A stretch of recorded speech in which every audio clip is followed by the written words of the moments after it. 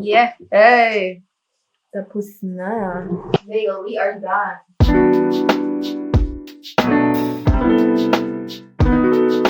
Hi guys, welcome back to my channel.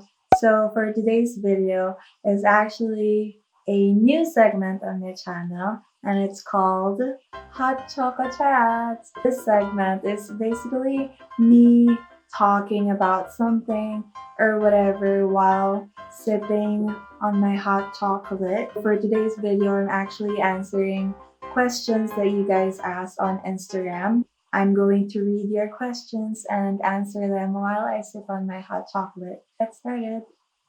First question is, how to beat you? I don't want to make battle. On to the next question, a more serious question about makeup. How to avoid cakey makeup? There are a lot of factors and steps that you can do if you want to avoid cakey makeup. Two things that I know work really well in avoiding cakey makeup. And first, we're gonna tackle the skincare. For you to avoid cakey makeup in terms of solving it with skincare, you really have to have a good skincare routine before you put on makeup. So you have to have a clean face. A very important key is for you to exfoliate, whether be it a physical exfoliator, a chemical exfoliator. It's important for you to get rid of the dry skin or the excess oil, or make sure that there's no dead skin on your face. After that, you have to have a really good moisturizer that can provide hydration for your skin type throughout the day. Just whatever works for you. So for example, it's like a wood or a wall. If you want to paint that wall, you want the outcome to be nice and clean and smooth, you want to prepare that wood or wall well by sanding them down. For the face, that's exfoliation, and putting on a primer that will ensure that the paint will stick to it and will last a long time. And makeup, that will be your moisturizer or a hydrating primer or even a gripping primer. So that's basically the metaphor I can come up with for you to like better understand that prepping is really, really important in terms of how to not have a cakey makeup. The second is when you apply makeup. For me personally, I sometimes wear makeup for a long time. I wear it in the morning and then I like taking it off at night. Or what I do if I know that, it's gonna be a long day for me and I don't want my makeup to cake that much, I actually put on less makeup. I just put on one layer of concealer, one layer of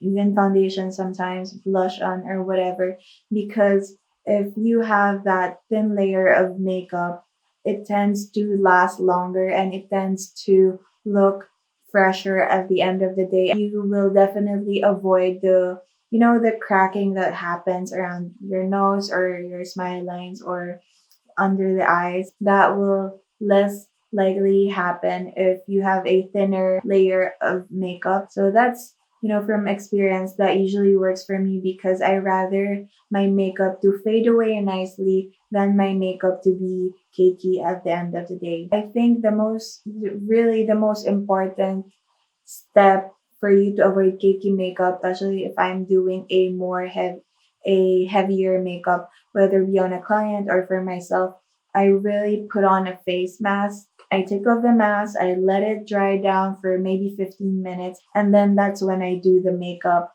right there and then. Another question, how did you get into makeup? Hold on. I remember exactly how I got into makeup, and it was way back when I was in second year college.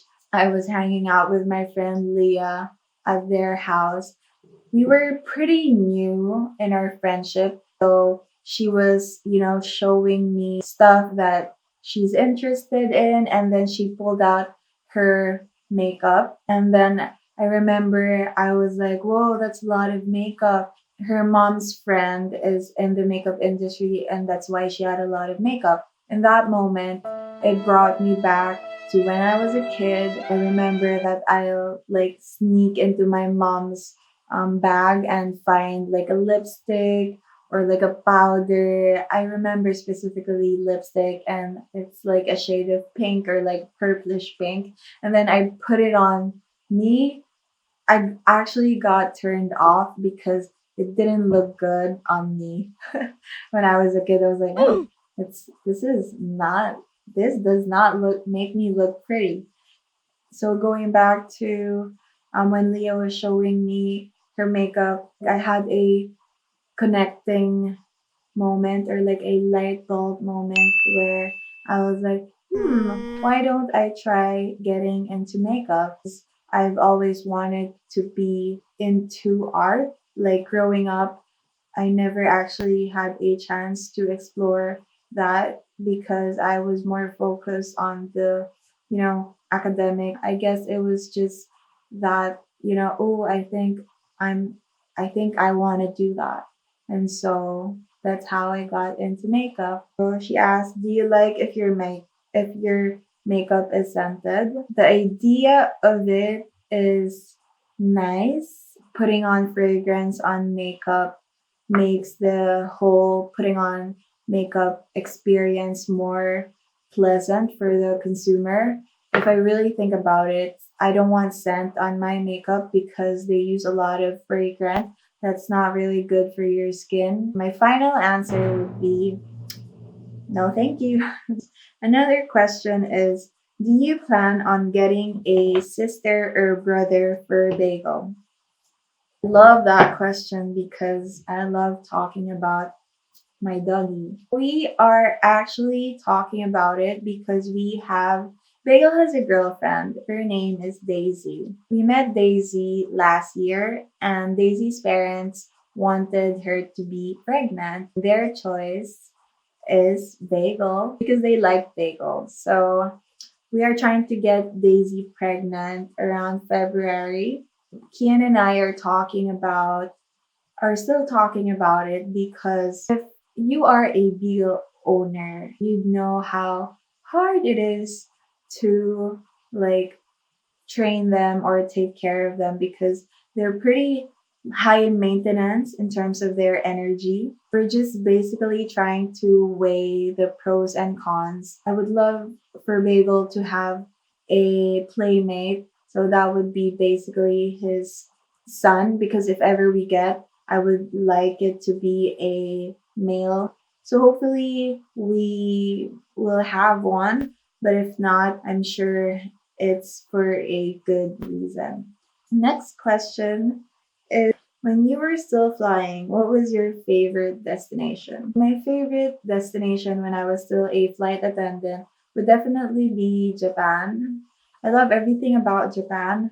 I love their food, I love their culture. I actually have an aunt who worked there before. I have a cousin who's like half Japanese, so I've been around Japanese people my whole life. Yeah, I've been exposed to their culture. I just really like their perspective on life. I actually read a book called Ikigai, and it's how Japanese find their purpose in life, and it's very much in line to what I believe in terms of like spirituality. And I actually read a Buddhist book because when I was flying in our hotel, there's like a Bible and then a Buddhist book, and I decided to read it when I would have layovers there, and I actually finished it, and it was actually pretty enlightening. Japan is definitely my favorite destination, and not to mention it's just 4 hours away and 1 hour difference from here. How did things change after your marriage with Kian? So basically, just like the everyday dynamic of having a partner living in the same roof as you. And before, when I was living with my parents, it's very natural to just coexist with them. But I guess after 2 years of marriage, one of my observations, I am more conscientious in terms of being a good housemate to Kian. Okay, so he'll cook food. I want to be proactive in washing the dishes. That's, I think, that's one of the many things that changed for me in my day to day life. How do you find your skin's undertone? So, for me, the best advice I can give you based on my experience would be just to like try it out. Try out the foundation, try out the concealer because you'd be surprised that sometimes you'd like a yellow undertone on you, or like a more golden undertone on you, or like a more neutral undertone on you. Because there's another factor where the foundation sometimes oxidizes. By oxidize, I mean like when the foundation shade turns one shade lighter or like two shades darker after you applied it. It's really recommend you to try out the foundation on the side of your face and see if it is a close match to you.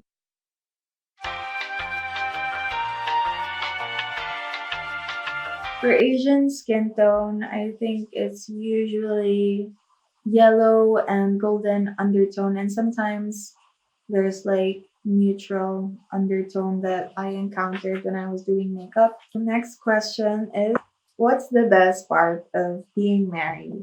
Actually, when I read this, I really thought about it. I really tried to like give a good answer, but not sure if it's even a good answer, but just like good and true answer for this question.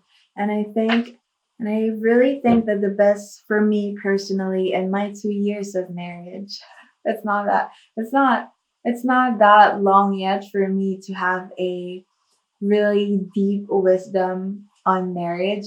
But for me, the best part of being married to another person is that we share everything from chores to like the difficult problems to achievements, just whatever, like the most mundane, the most normal thing. I like that we share everything with each other. You know the quote that happiness is better when it's shared? I don't know, I may be wrong, but I really feel that it's super validating.